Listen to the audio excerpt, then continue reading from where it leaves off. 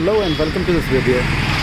In this video I'll be talking about my ownership experience with the Hero Xpulse. I've ridden about 750 kilometers with this bike, on this bike, and I'll be basically talking about a few pros and cons of this bike. For me, the first pro that comes into mind is the design language of this bike. This bike looks like a true small adventure bike,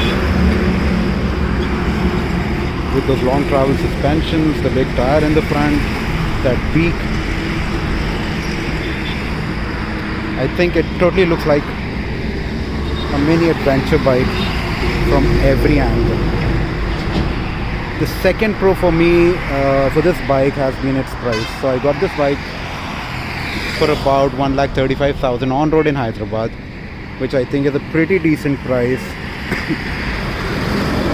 for the kind of bike that you get. Now, over the past few years, adventure bikes have been a thing in India, and one way you can figure out if the bike is an adventure bike is by its travel suspension. Now you can see here that the Xpulse comes with a long travel suspension. For me, the third pro is its suspension. With this kind of suspension and that big tire in the front, you can easily glide through bad roads or potholes.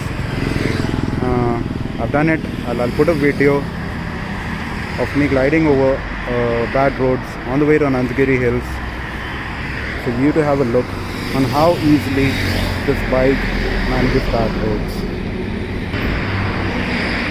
The fourth pro for me has been this exhaust.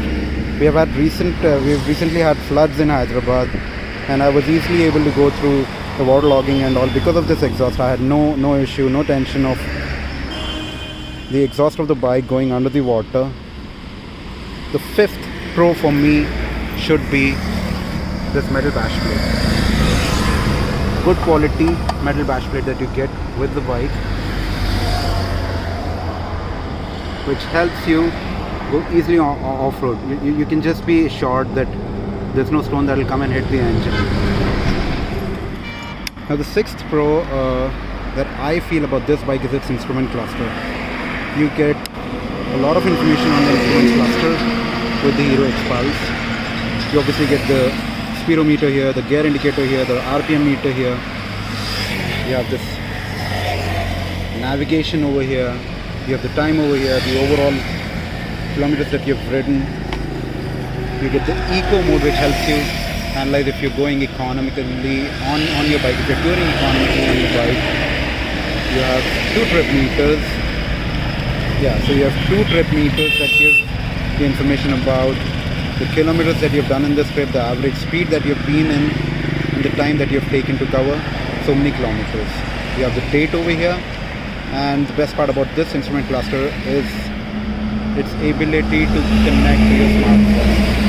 Once you connect to your smartphone, it will give you step-by-step navigation, turn-by-turn navigation, with which you will not have to really take out your phone and see if you're going the right way. You also get call notifications and all on this cluster if you're riding. Now coming to the cons, for me the first con that I can think of is the headlight. Though this is an all LED headlight,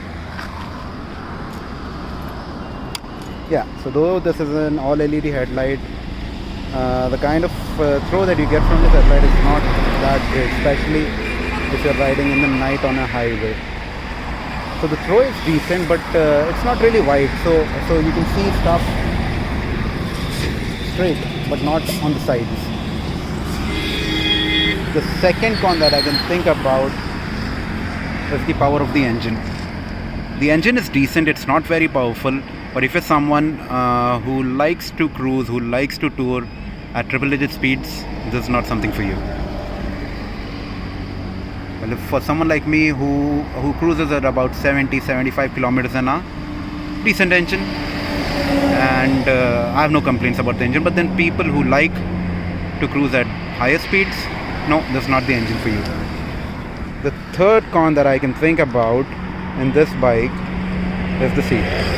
The seat like you can see, is very narrow and it's not comfortable. I'm pretty sure you'll start getting your butt aches and all in just about 40, 45, 50 kilometers of riding. So these are the pros and cons that I can think about at this moment in time. But all in all, I'd still say it's a decent bike.